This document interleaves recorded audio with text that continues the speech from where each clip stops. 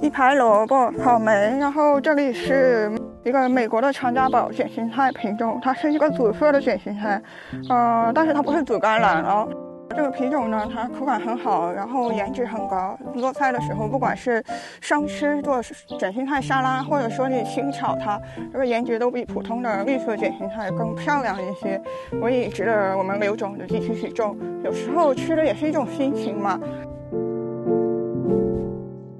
还有啊，它又是十字花科植物，然后它又含有非常丰富的花青素，它那个营养价值又比普通的卷心菜更高出很多的。